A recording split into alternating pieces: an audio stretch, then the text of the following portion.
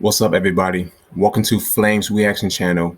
So today's video, I'm getting ready to react Eazy-E. So with that being said, make sure you hit that like, comment, and subscribe button, and let's go ahead and dig into this video and check out some of the best of Eazy-E and some of his great moments of hip hop. At about noon, just thought that I had to be in Compton soon. Before Eazy-E would be considered the godfather of gangster rap, before Eazy-E would rub shoulders with Guns N' Roses, Kid and Play, Janet Jackson, and even George H.W. Bush at the White House. What you began, I really want to build on. Before Eazy-E's come-up story would be portrayed by actor Jason Mitchell in the film Straight Outta Compton. So what you talking about doing? Cruising down the street in my 6'4". Hey, that was dope, eh? Before Eazy-E would father 7 children with 6 different women. Before Eazy-E would front the startup cash to start the most notorious rap group in history, NWA. The son of a postal worker and a school administrator, young Eazy-E had a pretty solid home life considering he was from Compton. But he saw more opportunity on the street as a drug dealer and decided to drop out of school in the 10th grade. Then his cousin was killed while dealing, and Eric decided, well, he needed to get into a business venture that wouldn't be risking his life. On top of that, he had always had an interest in making music. He hooked up with Dr. Dre and Ice Cube, and he dropped as much as $250,000 to get NWA off the ground. Now, that was an investment that certainly paid off, but it was his same business savvy that would lead to the demise of the group. And then he would be at war in the media with both Dr. Dre and Ice Cube.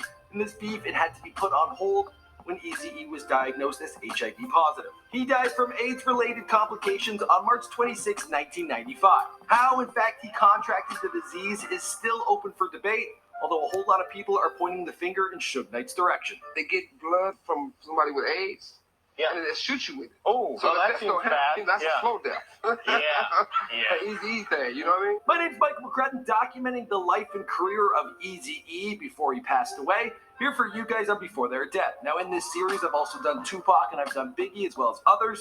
Be sure to let me know in the comments down below who you want to hear about next.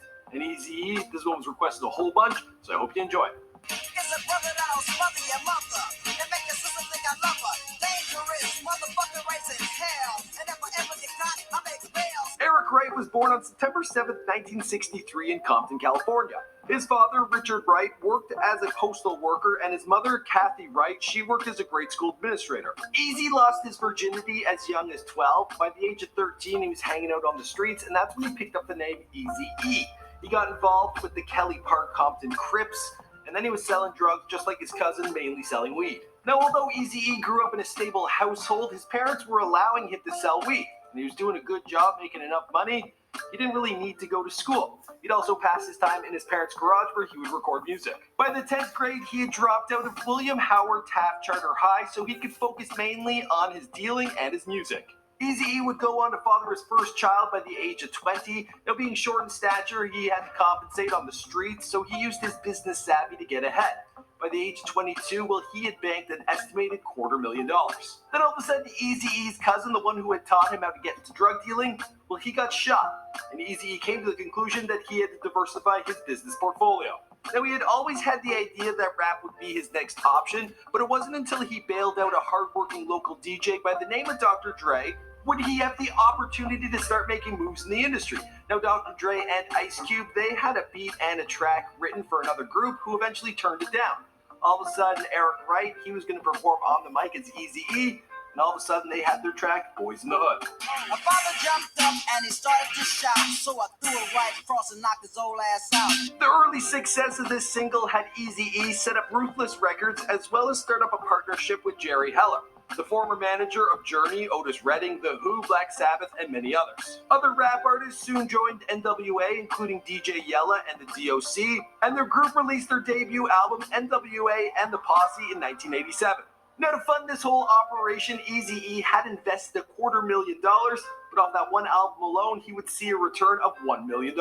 The next year, the group dropped Straight Outta Compton. The disc went on to earn double platinum sales. On this track, there was the album F the Police, and this one resulted in an FBI letter being sent to Ruthless Records. The group was at their peak of success, but it seemed that Eazy-E was the only one getting the recognition and the money. It was Eazy-E and Eazy-E alone who was invited to the White House in 1991 to meet with the then President George W. Bush. Eric Wright is his real name, waiting in line today to hear Law and Order man George Bush at a private members-only reception. As the story goes, Ice Cube, he would depart from the group, followed by Dr. Dre. For Dr. Dre to get out of his contract, he enlisted the help of his bodyguard, Suge Knight, who convinced Eazy-E of the release with the help of some baseball bats and lead pipes. Eazy-E was now a solo act and released It's On Dr. Dre 187 Killa, followed by Straight Off the Streets of Motherfucking Compton. The three original NWA members, well, they were exchanging blows with one another on their tracks on national television as well as in their various public appearances. They go in the studio and all of a sudden become hard when they used to do dance music. How many niggas out there like Eazy-E?